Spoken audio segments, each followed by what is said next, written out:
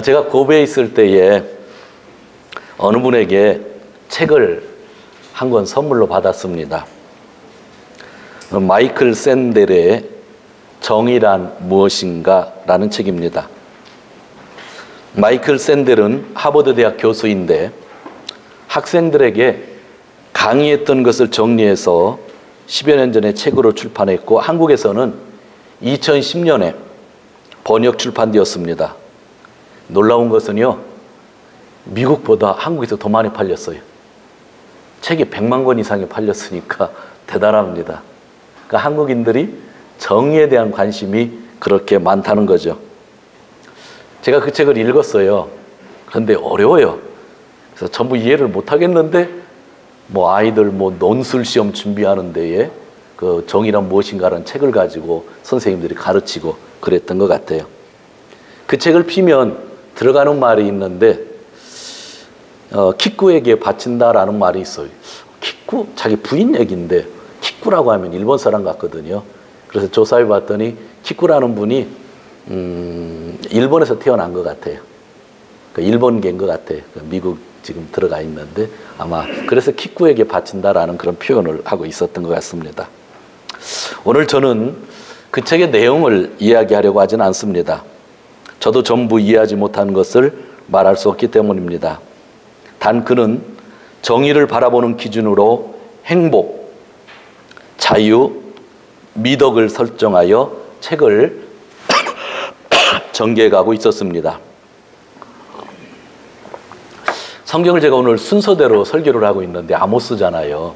일부러 아모스서를 설교하는 게 아닌데 아모스 예언자를 사람들이 정의의 예언자라고 칭하고 있습니다. 아시는 분이 있으시고 모르시는 분이 있을 겁니다.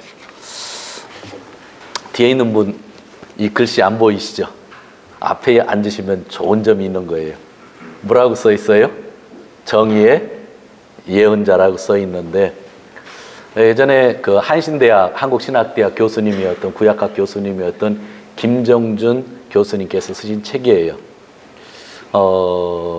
이분이 원래 1970년대 후반에 이것을 완성을 하고 책으로 낸 거는 80년대 초반 같은데 제가 84년에 대학교 2학년 때 이 책을 구입했습니다.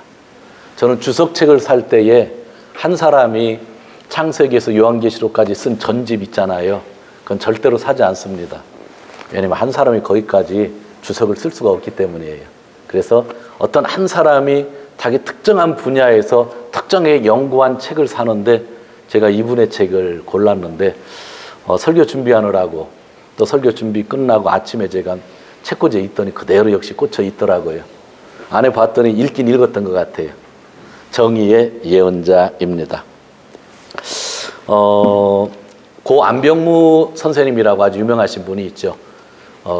독재 정권에 많이 반대했던 분인데 그분이 감옥에 갔다가 나오는 날 이 머리글을 썼더라고요. 그러면서 1976년 12월 29일인가 제가 쓴 맞네 12월 29일 내 친구 안병무가 출감하는 날에 라고 하면서 이 글을 썼더라고요. 독재 정권 밑에서 이 정의가 얼마나 중요한지를 이 아모스서를 통해서 학생들에게 가르쳤던 그런 것 같아요. 그러나 아모스라는 예언자는 하나님의 말씀을 전달하는 역할을 했기에 저는 설교의 제목을 정의의 예언자라고 하지 않고 정의의 하나님이라고 했습니다. 왜냐하면 아모스서에 나오는 게 아모스의 얘기가 아니라 누구의 얘기예요? 하나님의 말씀이잖아요. 그래서 정의의 하나님이라는 말씀으로 설교의 제목을 잡았습니다. 근데 정의에 대한 설교를 하려고 하면 되게 힘들어요. 왜냐하면 여러분들이 가지고 있는 정의에 대한 생각이 다 달라요. 샌달처럼 그냥 학생들 앞에서 강의하면서 얘기 들으면서 정리하는 역할인다고 하면 가능하겠지만 설교는 제가 하나님 말씀 가지고 일방적으로 전달하기 때문에 여러분들이 가지고 있는 정치적인 성향과 또 틀린 내용이 나올 수도 있기 때문에 잘 이러한 설교를 하지 않는데 오늘 정의의 하나님에 대한 이야기를 말씀에 근거해서 몇 가지 용기를 가지고 해보려고 합니다. 아모스서에는 특별히 정의의 개념 등에 대한 설명은 없습니다. 단 하나님이 5장 24절에서 너희는 다만 공의가 물같이 흐르게 하고 정의가 마르지 않는 강처럼 흐르게 하여라 하는 그런 말씀을 하셨습니다. 이는 아모스 시대에 공의와 정의가 없는 시대라고 하는 것을 말씀해 주고 있습니다. 성경을 통하여 아모스가 살던 시대가 어떤 시대였는지를 잠시 생각해 보려고 합니다. 아모스는 양을 치던 사람이었습니다. 그리고 아모스가 양을 치던 곳은 성경을 보면 드고아라고 하는데 유대, 남쪽 유대의 조그만 마을입니다. 그런데 그는 남쪽 사람임에도 불구하고 북쪽 이스라엘, 나라가 갈라졌잖아요. 북쪽 이스라엘에 가서 예언을 하고 있는 겁니다.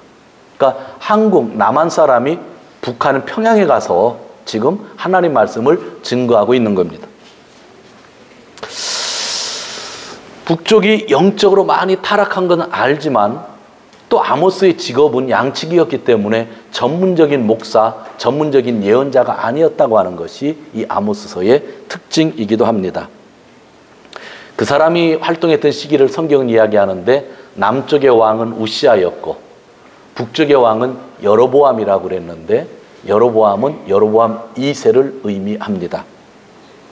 기원전 8세기경입니다. 우리가 잘 알고 있는 이사야가 활동했던 시대, 그 다음에 호세아가 활동했던 시대, 그리고 요나서를 보면 요나가 활동했던 시대, 그 시대에 아모스가 아모스서를 통해서 북쪽에 가서 예언을 했다고 하는 그러한 말씀입니다. 이사야, 호세아, 요나 이런 아모스들 예언자들이 많이 활동했던 시대가 가장 타락한 시대라고 보면 됩니다. 왜냐하면 가장 타락했기 때문에 하나님의 예언자들을 가장 많이 보내주셔서 회개하라고 말씀하셨던 것입니다. 그리고 아모스는 분명히 이야기합니다. 너희가 북쪽의 큰 나라를 통해서 적국의 나라를 통해서 망하게 된다고 하는 그러한 이야기를 합니다. 아모스서를 읽다 보면 여러분들이 재미난 것을 발견하게 되는데 너희에게 서너 가지 죄가 있다고 하는 그런 표현을 합니다. 제가 좀 크게 복사를 해왔으면 좋았는데 저는 크게 복사를 안 했습니다. 안 했는데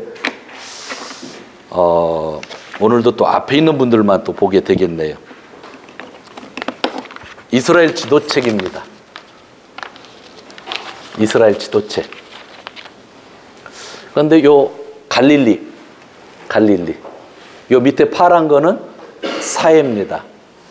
그런데 아모스서를 보면 8나라에 대해서 하나님이 경고를 하고 있어요. 첫 번째 나라가 이쪽 아람 민족, 다마스커스 있는 아람 민족. 두 번째 나라를 하나님 말씀하는데 이 밑에 블레셋. 그리고 세 번째가 어딘가 하면 여기 페니키아, 두로. 네 번째가 이 밑에 에돔. 다섯 번째가 암몬. 여섯 번째가 이쪽 모압. 일곱 번째가 남쪽 유다. 그리고 여덟 번째가 이스라엘. 그러니까 여기가 전부 팔레스타인 가나안 땅인데 가나안 땅에 있는 모든 나라에 대해서 아모스서에서 하나님은 경고를 하고 있는데 맨 마지막 여덟 번째 경고하고 있는 나라가 이스라엘. 여기서 이스라엘은 북쪽 이스라엘을 얘기하는 거예요. 그러니까 북쪽에게 주시는 말씀이었다라고 하는 거죠. 그래서 여러분들이 성경을 읽을 때 나라이들이 많이 나와서 되게 헷갈리셨잖아요. 그냥 북쪽 이스라엘 중심으로 주위에 있었던 모든 나라에 대해서 하나님이 경고하셨던 것이 아모스서에 나오는 말씀입니다. 저는 이런 말씀을 보면서 하나님은 이스라엘뿐만 아니라 전 세계의 주인이시라고 하는 것을 이런 말씀을 통해서 그렇게 말씀하신다고 봅니다. 그런데 이게 1장에 이런 내용들이 있는데 2장에 보면 북쪽 이스라엘 죄를 제일 많이 다뤄요. 그러니까 다른 주위에 있는 나라들의 죄를 한두 가지씩 얘기하는데 북쪽 이스라엘에 대한 것만 너무 많이 다뤄요. 제가 한번 이야기해 볼게요. 돈의 힘을 이용하여 정직한 사람, 가난한 사람을 너희가 팔아넘긴다. 약한 사람을 박해하고 차별한다. 문란한 성관계가 있다. 성전 예배를 더럽게 했다. 하나님을 위해 일하는 열심히 있는 예언자들을 타락하게 하고 예언자들이 예언을 못하게 한다. 그것이 너희 북쪽 이스라엘 나라의 죄다라고 하면서 2장에서 전개되고 있는 거죠. 그러면서 3장에서 하나님이 말씀하십니다. 반드시 내가 니네 나라를 처벌하겠다. 반드시 니네 나라를 망하게 하겠다. 하나님이 말씀을 하시죠. 그리고 5장에 들어오는 겁니다. 5장에 들어와서 그럼에도 불구하고 너희가 살 수 있는 길이 한 가지 있다. 그것은 나를 찾으면 너희가 살 수 있다 말씀을 하는 거예요. 오늘 공의와 정의에 대한 이야기인데 공의와 정의를 구별하지 않으면 큰 테두리 정의라고 하는 한 단어예요. 정의, 의. 그런데 공의는 정의라고 하는 큰 테두리 안에서 공의를 이렇게 나눴는데 오늘 성경에서는 공의와 정의를 이야기하기 때문에 제가 공의와 정의를 잠시 이야기하려고 합니다. 5장을 펴보시기 바랍니다. 5장 7절을 같이 읽겠습니다. 7절 시작. 공법을 인진으로 변하여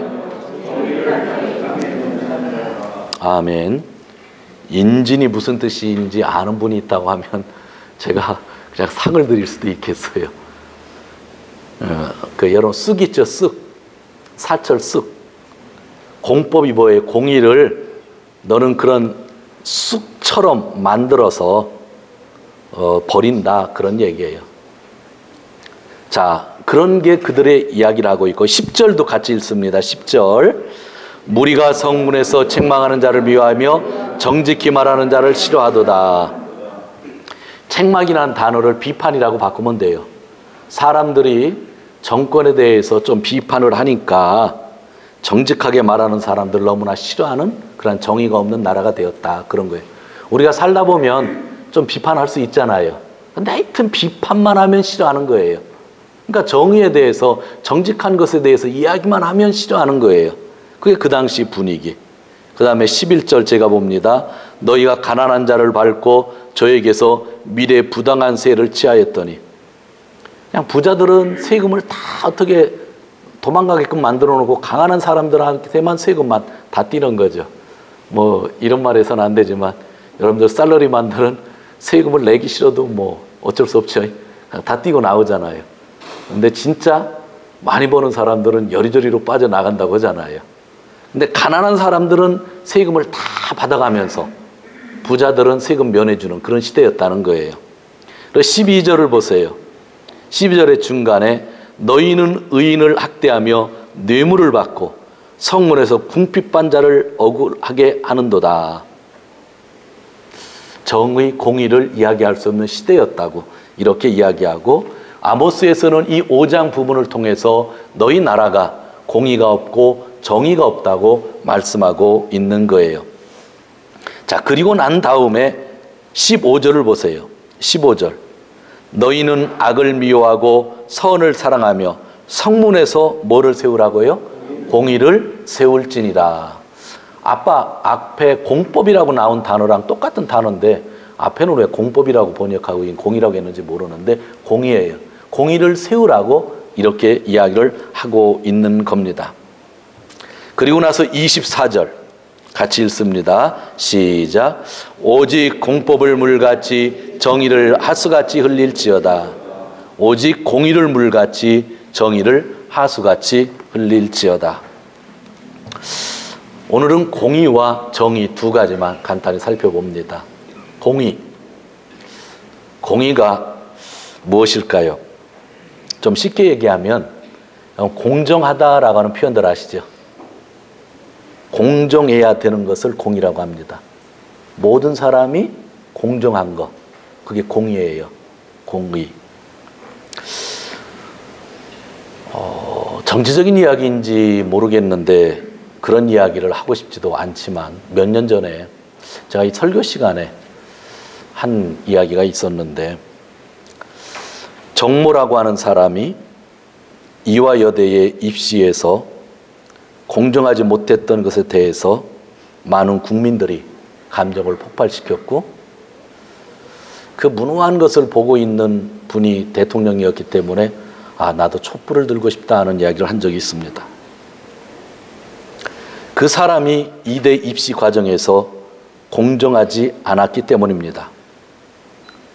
말도 안 되는 일이었지만 한편으로 마음 아팠던 것은 그러한 일은 한국 사회의 하나의 병폐이기도 했습니다. 정모 씨에 대해서 우리가 감정을 폭발시켰지만 많은 사람들이 그러한 일들을 실질적으로 하고 있었다고 하는 것이죠. 그래서 저는 정모 씨의 개인적인 비판보다는 한국 사회의 병폐에 대해서 더 마음을 아파했습니다. 그때 방송인 김모 씨는 많은 사람이 모인 강연에서 이렇게 말을 했습니다. 정 씨의 이대 부정 입학은 열심히 공부하는 청소년들의 의지를 꺾었으며 이 땅의 아빠 엄마들에게 열패감을 안겼습니다. 그것이 헌법 제34조의 위반이고 그것이 내란이다 라고 이야기했습니다. 한국의 헌법 제34조는 인간답게 살 권리 등을 규정하는 조항입니다. 저는 당시 김모 씨의 강연의 동영상을 유튜브에서 보면서 많은 감동을 받았습니다. 지금 한국 사회가 많은 분열을 겪고 있다고 합니다. 거기에 얼마 전에 바뀐 대통령이 새롭게 장관으로 세우려는 조모 씨 때문에 지금 많이 시끄럽다고 합니다. 국민들의 반응은 대통령이 세우니까 그 사람이 장관이 되었으면 좋겠다는 사람이 있고 그 사람이 장관이 되어서는 안 된다는 사람이 있다고 합니다. 이 자리에도 여러분들이 반반의 생각을 가질 겁니다. 그래서 저는 어느 편도 들지 않습니다. 사실만 이야기합니다. 그런데 그 장관 후보인 조모 씨의 딸에 대한 이야기가 며칠 전부터 계속 나옵니다. 제가 보기에는 몇 년 전에 있었던 정모 씨가 이대 들어갈 때보다 이 조모 씨의 딸에 대한 건이 더 좋지 않습니다. 저는 몇 년 전에 정모 씨를 인민 재판하는 것처럼 다루었던 일에 대해 찬성을 하지 않습니다. 그리고 지금도 28세의 조모 씨의 딸에 대해 인민 재판하는 것처럼 다루는 것도 찬성하지 않습니다. 단 아모스서를 읽으면서 어떻게 성도님들에게 예화적인 것을 다룰까 하면서 이 말을 하는 겁니다. 그녀의 아버지 조모 씨는 공의에 대해 정말 목숨 걸고 투쟁했던 사람이라고 합니다. 민주주의로는 한국이라는 나라를 공의로운 사회로 만들 수 없다고 생각해서 그는 사회주의 나라를 세우려고 했던 사람이기도 합니다. 그런데 그의 정의감은 어디로 갔는지 그의 모습이 초라한 것이 마음이 아팠습니다. 저를 포함한 많은 사람들에게 몇 년 전에 감동을 주었던 김모 씨를 생각합니다. 몇 년 전과 똑같은 공정하지 못한 일이 전개되고 있습니다. 그런데 이번 일에 대해 김모 씨의 열정적인 강연을 아직까지는 볼 수가 없습니다. 여러분, 뭐가 공의이고 뭐가 공정한 것일까요? 내 정치적인 성향을 또래놓고 오늘 하나님이 말씀하는 겁니다. 공의가 물같이 흘러야 된다고 하는 겁니다. 공의를 얘기하고 사회주의까지 꿈꿨던 사람이라고 한다면 끝까지 공의에 대한 개념을 가지고 살았어야 하는 것이고, 예전에 공의를 볼 수 없다고 해서 내란이라고까지 표현했었다고 한다면 지금 있는 일은 그전보다 더 큰 일이기 때문에 그런 다시 일어나서 사람들에게 강연을 해야 되는 겁니다. 그런데 저를 포함해서 우리 모두의 사회는 이 공의를 이야기하기에는 너무나 부끄럽죠. 아모스가 살던 시대가 이러한 시대죠. 아모스가 남쪽의 사람인데 북쪽에 가서 예언을 합니다. 베델이라는 곳에 가서 예언을 하니까 베델에 있었던 아마샤라고 하는 예언자가 여로보암 왕에게 일릅니다. 남쪽 사람이 와서 여기서 예언을 하는데 왕도 비판하는 것 같다고 일러버리죠. 그리고 베델에서 아마사라고 하는 예언자가 아모스를 불러서 너 니네 집으로 돌아가라. 북쪽에서 예언하지 말라. 아모스 7장에서 얘기를 하고 있는 거죠. 시대가 악해지는데 입을 열지 못하도록 입을 막아버리는 것, 거기에는 공의도 정의도 없다고 하는 그런 이야기입니다. 제가 사람의 이름을 쓰지 않고 조모 씨나 김모 씨라고 하는 이름을, 그런 표현을 하는 것은 두려워서가 아니라 예의를 지키는 겁니다. 설교 속상의 용어이기 때문입니다. 조모 씨나 김모 씨나 정말 공정하지 못한 사람들이었습니다. 그리고 우리 사회가 아직 미성숙함을 보게 되는 겁니다. 너무나 슬픕니다. 공의는 공정해야 되는 겁니다. 공정한 사회, 또 공정한 교회를 만든다는 것은 정말 힘이 드는 일입니다. 그럼에도 하나님은 공의를 물같이 흐르게 되어야 된다고 말씀을 하고 있는 겁니다. 성도 여러분, 공정하지 못한 곳에 자리를 잡고 있는 것이 하나 있는데 그것이 무엇인지 아십니까? 그것이 기득권입니다. 독재 정치를 하고 그 정치를 도왔던 사람들이 있습니다. 그들은 기득권을 놓고 싶지 않아 독재를 하는 사람들을 끝까지 옹호했던 것입니다.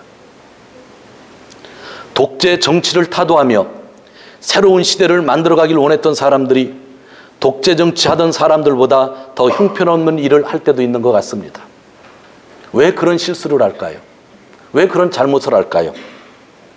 그것은 지금까지 투쟁으로 얻은 기득권을 포기할 수 없기 때문입니다. 하나님의 말씀은 모든 백성에게 주는 겁니다. 좌에게도 우에게도.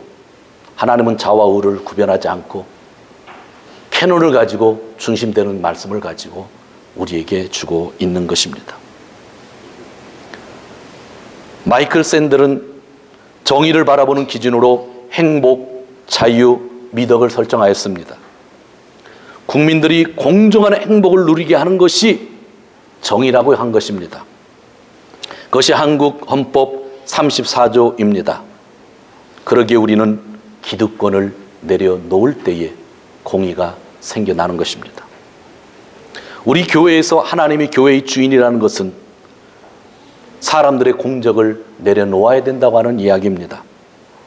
기득권을 내려놓아야 공의가 물같이 흐르는 겁니다. 다음으로 정의입니다. 원래 하나님의 속성이 의로운 하나님이십니다. 정의라고 하는 것은, 의라고 하는 것은 인간의 것이 아닙니다. 그러기에 정의는 하나님 편에 서 있는 것을 말하는 겁니다. 아모스를 보면 하나님은 과부와 고아의 아버지라고 하셨습니다. 그러므로 약한 사람들을 멸시하지 않고 돌보는 것이 하나님 편에 서 있는 정의입니다.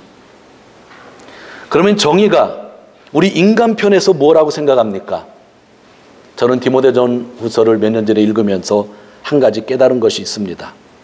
그것이 정직한 양심이라고 생각했습니다. 신약성경 디모데서는 정직한 양심에 대해서 강조를 합니다. 양심은 무엇인가 하면 죄인이라는 것을 스스로 깨닫는 것을 양심이라고 하는 겁니다. 그래서 양심에 화인 맞았다고 하는 것은 자기가 죄인이라는 걸 알지 못하는 사람에게 양심에 화인 맞았다, 그런 이야기를 하고 있는 겁니다. 그러므로 인간이 정의를 이야기할 때에 그 출발점이 무엇일까요? 그거는 나는 죄인이라는 것이 정의의 출발점입니다. 하나님이 정의로운 하나님입니다. 그런데 우리 인간은 하나님의 정의를 따라가기 위해서 어떤 마음을 가져야 정의로운 사회를 만들 수 있을까요? 그것은 내가 죄인이라는 것, 내가 죄인이라는 아이덴티티를 가져야 정의로운 사회를 만들 수 있다고 하는 겁니다. 오늘 성경 5장 21절에서 23절에 하나님은 예배를 받으시지 않겠다고 합니다. 번제도 싫다고 하십니다. 소제도 싫다고 하십니다. 화목제도 싫다고 하십니다. 형식적으로 드리는 예배를 왜 하나님이 싫다고 하실까요? 그것은 너희들이 죄인이라는 걸 깨닫지 못하고 공의를 흐르지 않게 하고 정의를 흐르지 않게 하기 때문에 내가 그 예배가 싫다고 하는 겁니다. 소를 드려도 싫다는 거예요. 양을 드려도 싫다는 거예요. 집에서 그렇게 짐승들을 많이 가져서 성전에서 배를 째고 드려도 싫다고 하는 거예요. 왜? 내가 죄를 고백하고 회개하는 삶을 살지 않으니까 하나님이 싫다고 하는 거죠. 정의의 출발점은 내가 죄인이라는 것에서 출발을 합니다. 어려운 말이 하나 있었죠. 지소미아라고. 영어의 약자들인데 지소미아에서 한국말로 찾아봤더니 단어도 안 나오더라고요. 한국과 일본의 군사정보 포괄보호협정을 말합니다. 지소미아의 파기에 대한 찬반 논란이 많이 있지만 저는 이 부분에 대해 찬성과 반대를 할 수 있는 지식은 없습니다. 단 한국 정부가 자존심이 상했던 것은 이해가 됩니다. 일본에 국회의원이 있습니다. 지민토노 이시바상입니다. 23일 금요일 날 국회의원이기 때문에 자신의 블로그에다가 여러 가지 보고를 하는데 보고하는 내용 중에 이 지소미아에 대한 내용이 몇 줄이 있었습니다. 제가 한번 읽어보겠습니다. 니칸 관계와 몬다이 가이케츠노 미코미노 몬다이 가이케츠노 미코미노 타테나이 조타이니 오치이타 와가쿠니가 하이센고 센소責任と正面から向き合ってこなかったことが多くの問題の根底にあり、さまざまな形で表面化している。戦争責任を自らの手で明らかにしたドイツとの違いを認識しなくてはならない。이 정확한 역사 인식이 일본 매스컴에서 찾아볼 수 없는 게 너무나 마음이 아픕니다. 지금 한일 간의 문제에 있어서 서로 욕하고 있지만 예전에 우리가 전쟁 책임에 대한 것을 정확히 지지 않았기 때문에 일어난 문제고, 독일의 예를 들으면 우리가 좀 더 다른 방법으로 생각해 보면 좋겠다라고 하는 이야기를 하는 거죠. 일본 정부는 전쟁 책임에 대해 상대방의 나라의 진심을 보이지 않았습니다. 물론 한국 정부도 외교적인 접근에 많은 문제가 있음을 우리가 발견할 수 있을 겁니다. 그러나 이시바상은 일본의 한 양심으로서 자기 나라가 그동안 한국인들에게 자존심을 상하게 한 것이 분명하다고 그렇게 언급했던 것입니다. 자신의 블로그에서의 보고였지만 그 짧은 언급은 신선했습니다. 정의를 논하는 사람들은 이러한 마음의 상태가 저는 중요하다고 생각합니다. 내 쪽에서 문제를 찾는 겁니다. 지금 일본의 군국주의의 흐름 가운데 정말 용기 있는 발언을 했다고 생각합니다. 베델의 예언자들이 입을 다물고 있는 상황에서 아마사가 아모스의 입을 막고 있는 상황에서 아마 그는 자기 나라의 일본의 책임을 살펴보고자 한 겁니다. 성도 여러분, 정의는 내가 죄를 고백하고 회개하는 삶에서 시작하는 겁니다. 그러면 하나님의 정의가 다시 강물처럼 흐르게 되는 것입니다. 오늘 말씀을 정리하려고 합니다. 5장 24절 말씀을 다시 한번 읽도록 하겠습니다. 5장 24절 오직 공법을 물같이 정의를 하수같이 흘릴지어다. 시대가 참 어두운 시대에 하나님의 아모스서를 읽게 해주셨던 것이 저는 고민이었지만 감사도 했습니다. 오죽했으면 제가 신학생 때 읽었던 뭐라 그래요? 주석책까지 꺼내 들고 이 자리에 서 있겠습니까? 아모스서를 일본말로 꾸준히 읽었습니다. 답답한 마음이 있었습니다. 한국이나 일본을 욕하고 싶은 생각 전혀 없고, 저도 완벽하다고 이야기를 전혀 할 수 없고, 공의와 정의에 대해서 떳떳할 수가 없습니다. 그런데 하나님은 분명히 공정해야 된다고 말씀하셨고 정의가 강처럼 흘러야 된다고 말씀하셨습니다. 공정해야 된다고 하는 것에 있어서 공정하지 못하는 이유가 어디 있을까? 그것은 기득권 안에 있는 겁니다.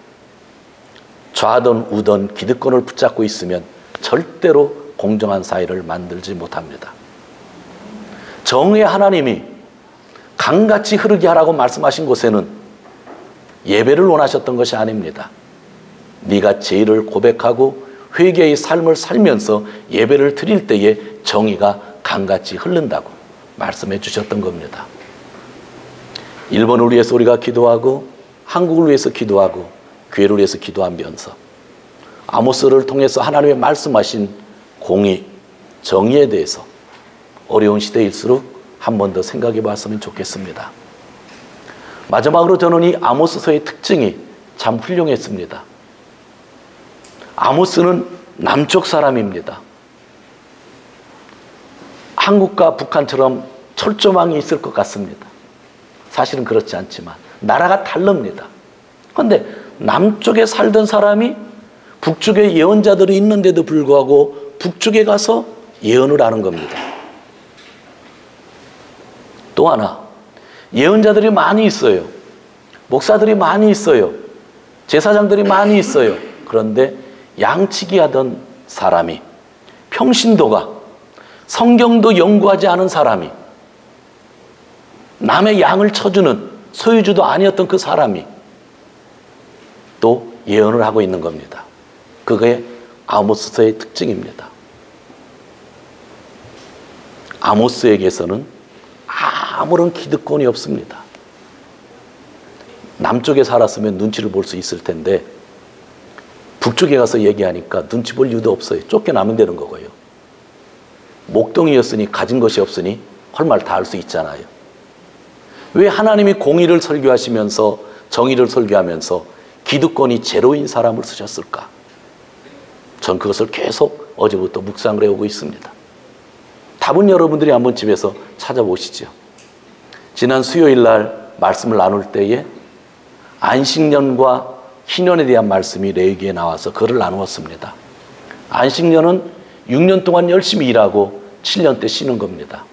그런데 하나님이 걱정하지 말라고 합니다. 쉬어도 안식년 걱정할 거 없다는 거예요. 미리 6년째에 풍년 들게 해서 7년 먹고 살게 해주고 8년째도 먹고 살게 해주겠다고 약속이 나오죠. 사람들은 내가 열심히 일해야만 주어지는 줄 아는데 하나님이 말씀합니다. 주는 것은 나다. 너에게 기득권이 없다고 하는 거죠. 희년입니다. 7년씩 49년이 지나고 50년이 됐을 때 하나님은 그들에게 자유를 주시고 자기 고향으로 자기 가족에게 돌아가도 된다고 말씀하셨습니다. 자유입니다. 돌아가도 되는 겁니다. 그런데 거기에 기득권은 완벽한 제로입니다. 50년 동안 내가 그 땅을 가지고 있다 할지라도 돌려주어야 됩니다. 50년 동안 내가 그 땅을 빼앗겼다 할지라도 돌려받을 수 있습니다. 사람들이 쌓아놓은 모든 기득권, 노력은 재료가 되는 것, 그것이 희년이죠. 하나님이 왜 이런 말씀들을 저희들에게 주실까요? 우리가 어떻게 하면 좀 더 공정한 나라, 공정한 교회, 공정한 가정들을 만들 수 있으며 어떻게 하면 정의로운 사회를, 정의로운 교회를 만들 수 있을까요? 먼저 우리 안에 기득권을 내려놓는 것, 내가 쥐고 있는 것을 내려놓을 수 있는 용기, 또 한 가지는 내 양심을 바라보는 것, 내 죄를 내가 고백하고 회개하는 그 길 속에서 정의로운 하나님 나라는 이루어갈 수 있다고 하는 것, 그것이 오늘 하나님이 아모스를 통해서 저에게 주신 말씀이라는 것. 여러분들이 가지고 있는 생각들 다 중요하고 여러 상황 속에서 주어진 거기 때문에 남들이 이해할 수 없고 저도 이해할 수는 없지만 오늘 하나님은 아모스를 통해서 우리가 살고 있는 이 시대에 공정함이 있었으면 좋겠다고, 정의가 흘렀으면 좋겠다고 말씀을 하고 있다고 하는 것. 그럼 우리 크리스찬들은 그 일에 대해서 앞장서야 된다고 하는 것. 예수 그리스도가 누구시죠? 그냥 인간이신가요? 완벽한 인간이시지만 예수 그리스도는 하나님이시잖아요. 하나님이 하늘의 모든 영광을 버리시고 이 세상에 오신 거예요. 그분이 인간의 모든 죄를 다 짊어지시고 십자가에서 죄인으로 죽으신 거예요. 그래서 예수 그리스도를 통해서 공의와 정의가 오게 됐다고 하는 것. 그게 복음이잖아요. 복음. 하늘의 영광의 자리를 내려놓은 거예요. 인간의 표현으로 얘기하면 기득권인데 그걸 우리가 예수님이기 때문에 기득권이라는 표현을 쓸 수가 없잖아요. 그렇지만 그 모든 영광을 내려놓고 이 세상에 오셨어요. 그리고 우리를 공정하게 대해주셨잖아요. 그리고 죄인들의 모든 죄를 짊어지시고 죄인으로서 십자가에서 죽으신 거예요. 예수님이 의인으로서 십자가에서 죽으신 것이 아니라 죄인으로서 십자가에서 죽으신 거예요. 그래서 예수를 믿는 우리에게 공정함이 있어야 되고 정의가 있어야 된다고 말씀하는 것이고, 이것이 우리에게 복음이 되는 겁니다. 어려운 시대를 살고 있지만, 어려운 시대에 우리가 어떻게 반응해야 될지 모르지만, 오늘 하나님은 아모스를 통해서 정말 공의가 물같이 흐르고 정의가 강물처럼 흐르기를 원한다는 거 마음에 두시고, 이를 위해서 우리가 기도하면서 모든 나라를 사랑하면서, 진짜 일본 사랑하고 한국 사랑하고 주위에 있는 중국, 미국 다 사랑하면서 정의를 위해서 기도하고 함께 걸어가시는 저와 여러분 되시기를 주님의 이름으로 축원드립니다. 기도하겠습니다.